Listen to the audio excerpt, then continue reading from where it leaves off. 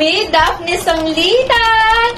Welcome back to my YouTube channel!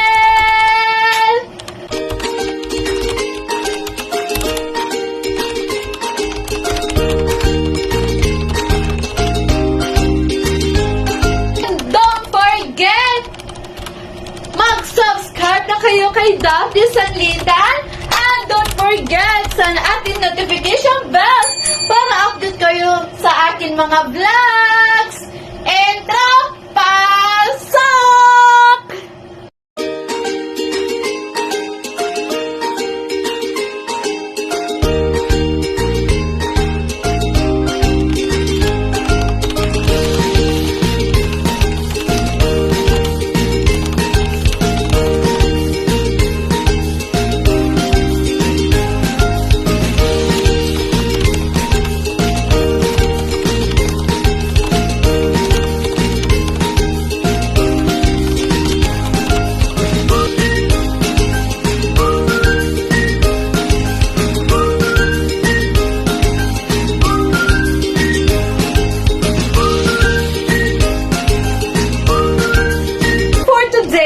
On my vlog about topic is Hi guys! Welcome back sa aking YouTube channel. So, na-miss ninyo ako mag-vlog. So, today, on my first vlog in November or last October, na umiyak ako sa ending ng October 27 to nahitabo guys.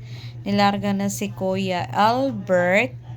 After ng 4 years kasi, 4 years siya uuwi sa Pilipinas kasi pupunta daw siya sa ibang bansa magwo-work para sa kanyang mga dalawang anak. Si Zane Bren and si Zoe Bell. So, ako naghahatid sa kanyang anak, si Zoe sa school or every time andito naman ang bus niya. So, grabe no. Panoodin na lang ninyo kung anong naganap sa amin sa airport. So, let's go sa airport na. Dani sa diha. Laman. Oh, dari oh.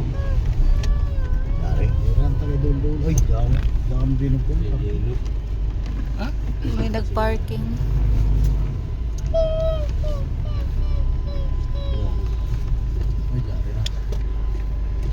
Hindi kami bakante pa.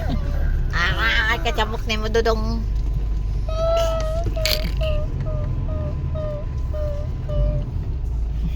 Dodong. Ano sila?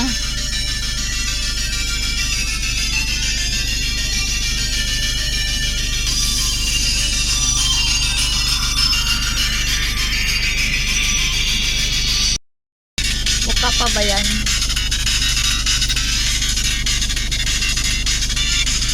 Ayoko sanang umiyak ba? Oo ba?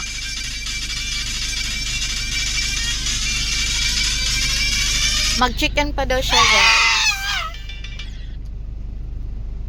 Mag-chicken pa daw siya.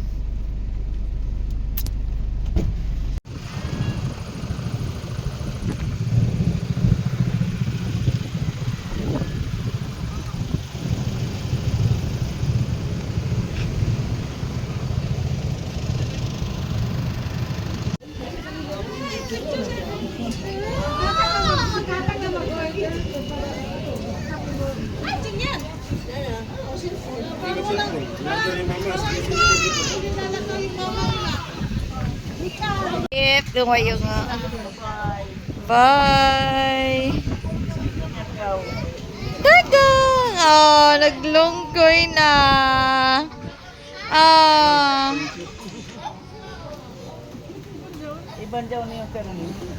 Rosario. Bye-bye!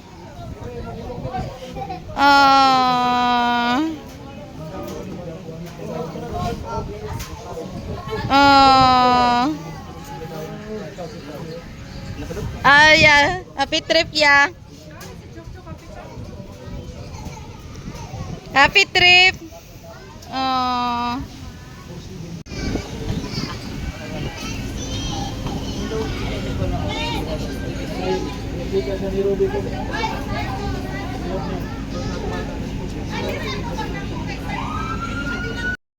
So, ayan, nandito na tayo sa airport. Nang ano naganap sa amin sa airport, parang feel kong kamingaw magpalarga. Kamingaw talaga magpalarga sa, as in sa Manila, or ang flight ni Jagadid guys is Surigao to Manila. So, alas 12 yung flight niya. Pero, hinatid namin sa airport, nakasakay kami ng sasakyan. Ang nagdadrive alam niyo sino nagdrive? Si Kuya Chocho. Si Kuya Chocho nagdadrive pa ulip at pasingkod sa airport. So, grabe kami at na-feel na ako unpain, tapos ganito, grabe kasakit mularga ang tatay. Para sa mga anak, labang nga jud after 4 years or 5 years ago para makauli pohon sa Pilipinas sa ija duha ka anak. Baji laki na ija bata guys, sa totoo grabe nakakaiyak ang story ng family namin. First time ako na umiyak na ang layo ng pamilya niya para sa trabaho. Andun siya sa ibang bansa. Kapag after ng interview, matuloy-tuloy na yan interview niya, pupunta siya sa ibang bansa magwo-work. Hindi ko alam kung ganito lagi. Grabe kakasad. So, umiyak si Zoe Brel. Pagkagising niya, lagi niya hinahanap yung daddy niya. Sabi niya, Mami, saan si daddy? So, andun siya sa Manila nag-interview. I-pray natin si daddy, i-pray natin para safety ang travel niya, interview niya, yung mga kilos ng daddy is pray natin, sabi ng mami niya. Sige mami, miss ko na yung daddy ko. Back to work naman. Ang kakalungkot talaga. So guys, abangan na lang sa next ko na vlog on tomorrow, the last of Rosary, na aming ending ng Mama Mary for attendang Rosary tomorrow. Abangan na bukas yung aking next kong vlog. Bye-bye! Update always and subscribe na! And don't forget guys, give me like, comment, and share, and subscribe to my YouTube channel. It's me, Daphne Sanlita. Give me thumbs up. Anong suggest ninyo guys? Mag-comment na kayo kay Daphne Sanlita. Give me like, comment, and share, and subscribe to my YouTube channel. And Smart Vlog